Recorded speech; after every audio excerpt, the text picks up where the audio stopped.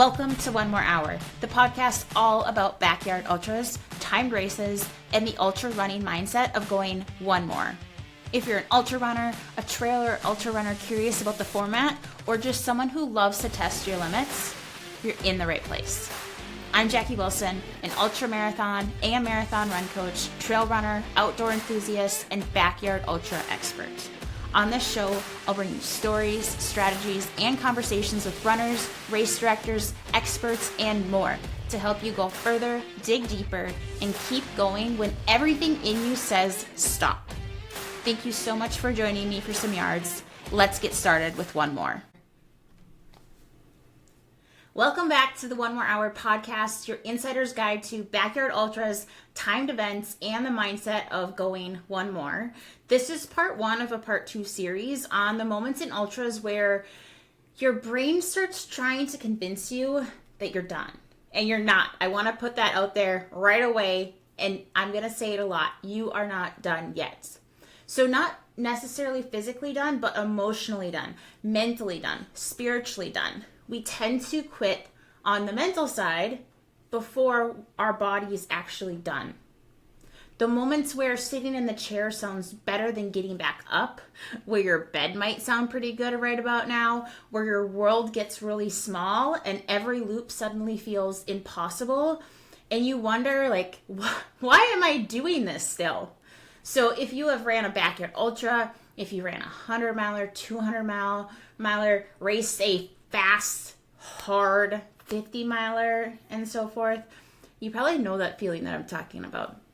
So today we are going to talk about how to recognize the difference between a temporary low and a true stopping point, because wanting to be done is not always the same thing as actually being done.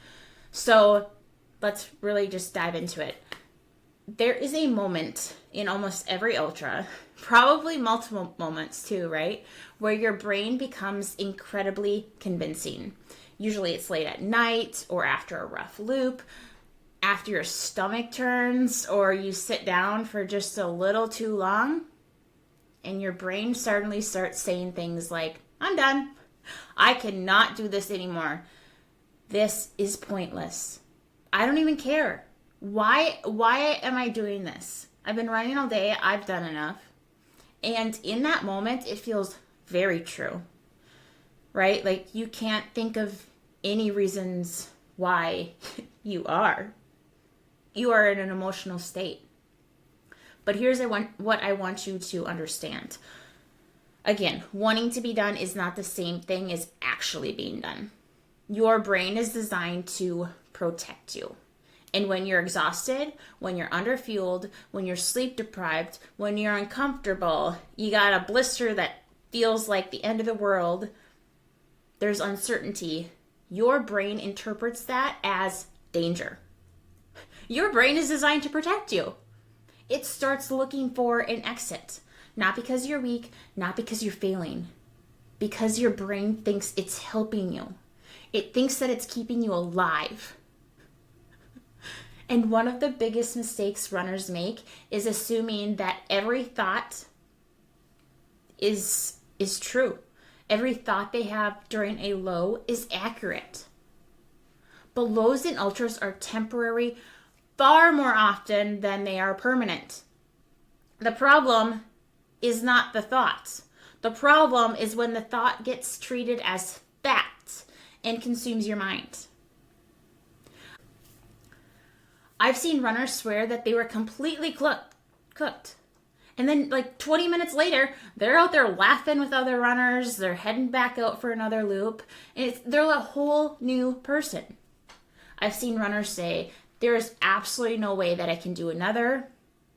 And then they go on for another 6 or 12. Feelings change. Energy changes. The body changes. Night changes.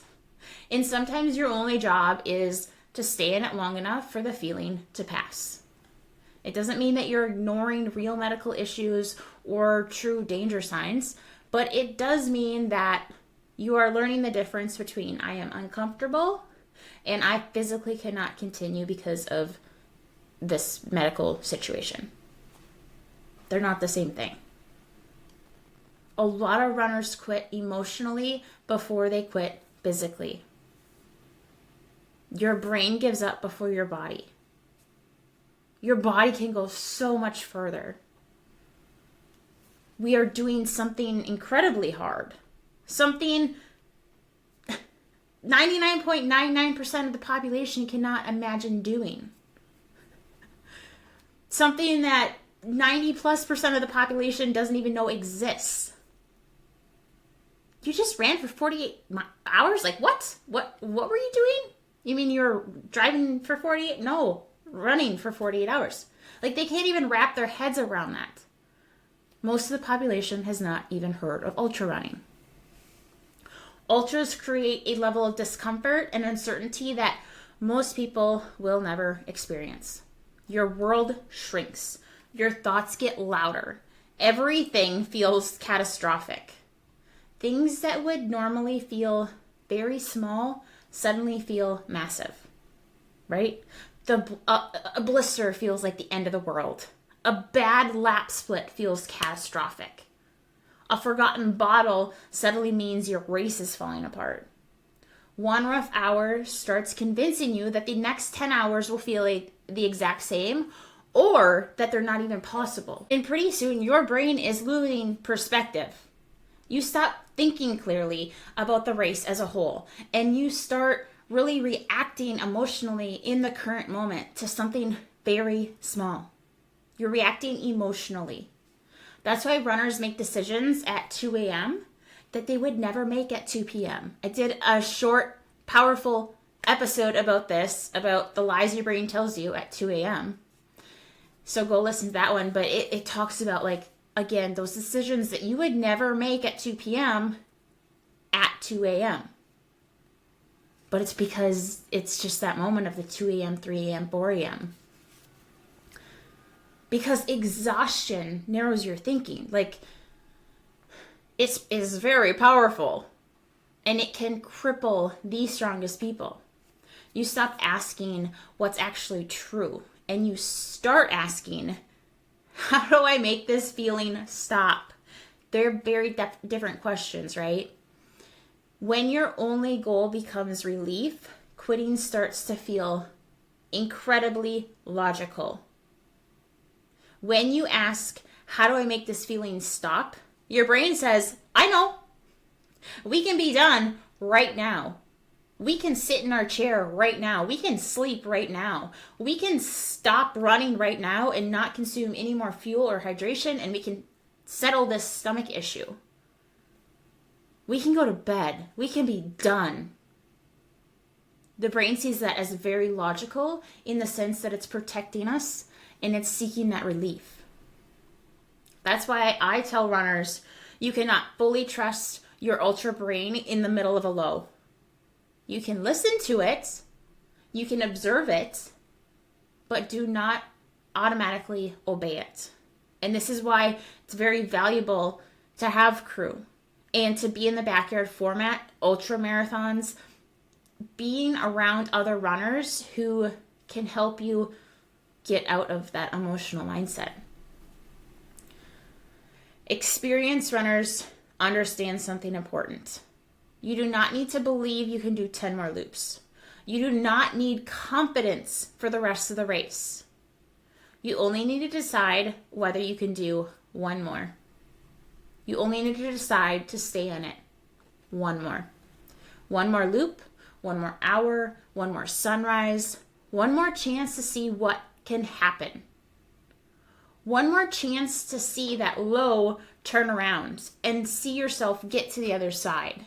Because it's going to happen. So the most common mistake or the most common decision in backyard ultras that I have seen is when runners say, this is my last loop. I'm done. I'm slowing down. I'm cooked. Yet they're still running 50-minute loops, 52-minute loops, 55-minute loops. Like, you still have time on the clock. Do not stop now. Run that time out. You can walk more the next loop, right? You are not physically done. This is a mental decision right now to be done. And this is one thing I really like to emphasize. just because we're talking about these things in trying to really make that decision to go one more and to not listen to the relief thoughts that your brain is seeking, none of this means that suffering is not real. Suffering is very real. Pain is real. Fatigue is real. Emotional exhaustion is real. But there's a difference between I am suffering and I have absolutely reached my limit and cannot go on because of this medical problem or because you're running time off the clock. You can't physically continue to move forward at the pace needed to in the backyard. They are not the same thing. And a lot of runners think the goal is to avoid suffering. In ultras, even road races, like I think the half marathon, the 5K, the 10K, there's a lot of suffering in there. And I would rather run a marathon versus a 10K. That the half marathon distance is my favorite road race to run, distance to run, because I can ride that red line for an hour and a half. But there's a lot of suffering that goes on in all running. And in ultras, like, suffering is information. It is not a stop sign, right? So experienced runners are going to ask, is this dangerous? Is this temporary? Have I felt this before? What problem actually needs solving right now? Because sometimes a lot of times the answer is not stopping. Sometimes the answer is eat more, cool down, change stocks, slow down, walk longer hills, like walk more in the backyard. Do not leave time on the clock. And simply surviving one more hour. In ultras in general, I tell my friends, I tell my athletes, I tell people out on the course when I'm volunteering at races, you eat, you hydrate, and then you take a nap. Do not make any major decision until you've done all three, because chances are after you've done all three of those and you get back up and you start moving, you're going to the next aid station. You're not quitting. In the backyard ultra, it's a little more difficult, but you can still get in those tiny naps. You can close your eyes, which has also shown to improve that cognition, to kind of act like a rest and a reset.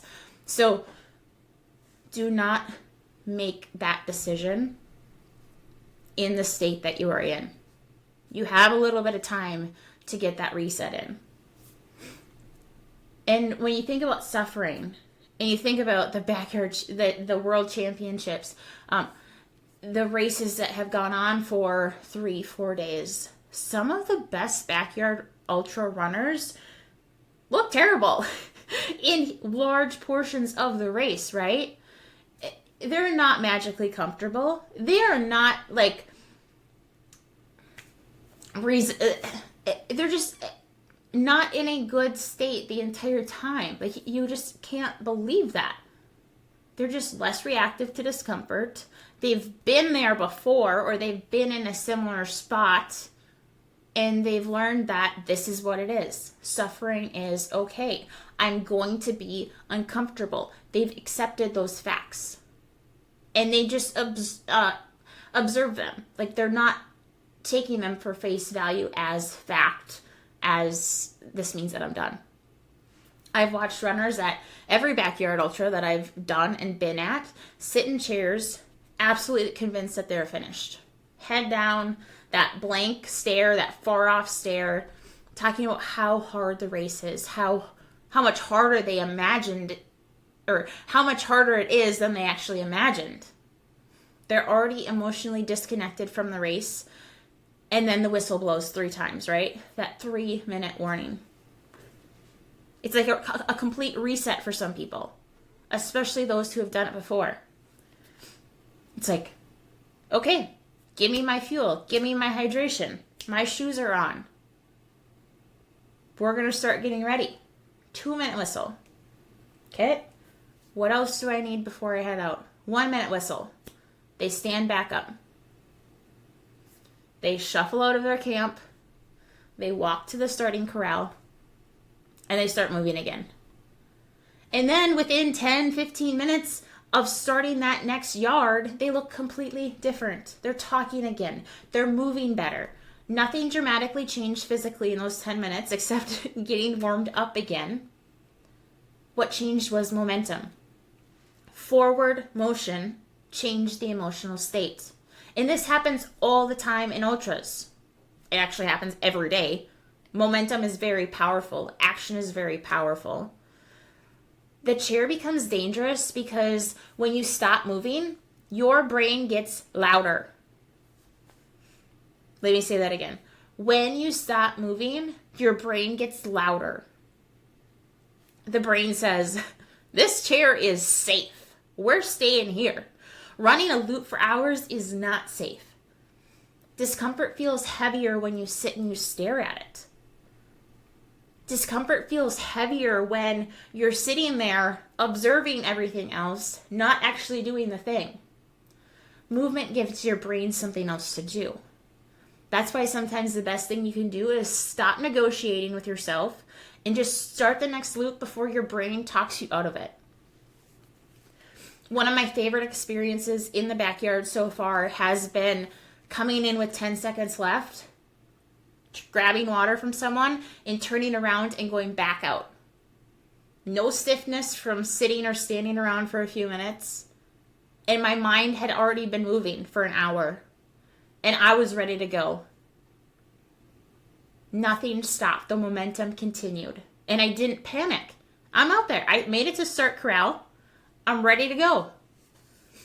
Sometimes the best thing that you can do is stop negotiating. Do not let your brain talk you out of it. This is why I love the whistle structure of the backyard.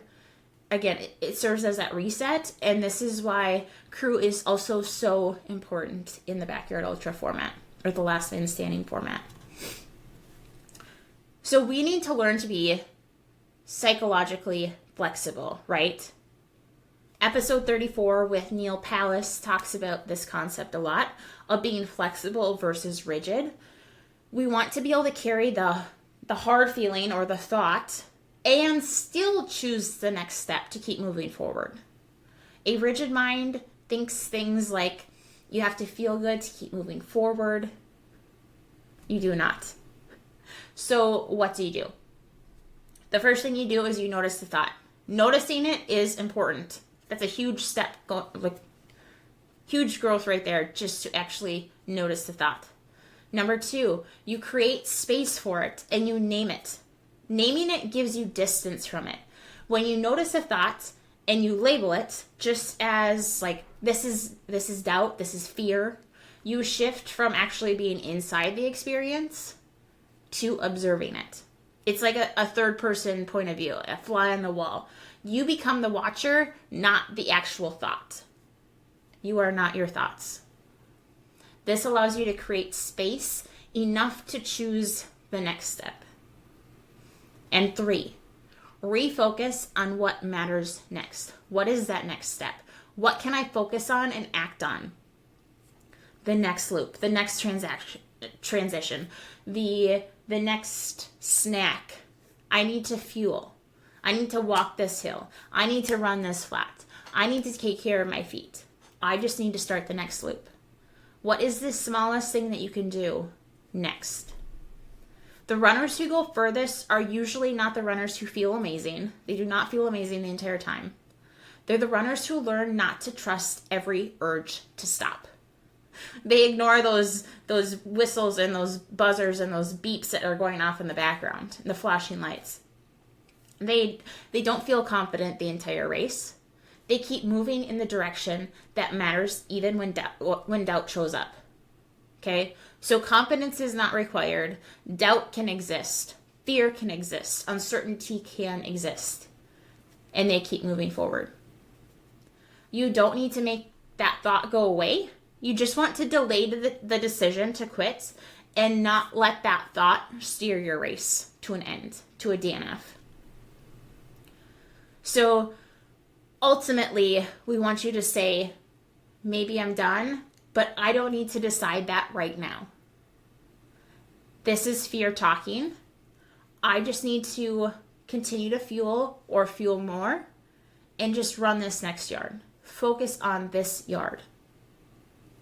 1 yard at a time. A temporary low should not get to make a permanent decision. And the more often you think, you're not actually done yet. Learn to really work through the lows and get to the other side. It's such a powerful feeling, and you will feel unstoppable when you learn that. And it gets easier as you continue to practice that. So if this episode resonated with you, I want you to remember this the next time you hit a low in your race or even your training. You do not need to decide the rest of the race in your hardest moment. You only need to stay in it long enough to see if the feeling changes, which it will. I promise it will. And a lot more often than you think, it does, okay? So, yes, sometimes it may not, but most of the time it does. In part 2, we are going to talk about the other side of this experience, the feeling that so many runners have after a race when they realize, I think I had more in me. I think I had at least one more loop. I should have gone out for another loop. And this isn't going to come from a place of guilt or regret, but from a place of growth and awareness and understanding what your limits actually are and how to push those limits further each time. So if you've ever finished a race wondering if you could have kept going, part 2 is for you. So thank you so much for listening to part 1 of part 2, and I will see you in 1 more hour. Thanks for tuning in to 1 more hour. If you enjoyed this episode, hit follow so you don't miss the next yard, and share it with a runner who loves pushing their limits. I'd love to hear your own stories of going 1 more. Connect with me on Instagram at the 1 More Hour Podcast. And if you could leave a quick review, it'll help more runners find the show and keep going when they want to stop. Until next time, just go 1 more hour.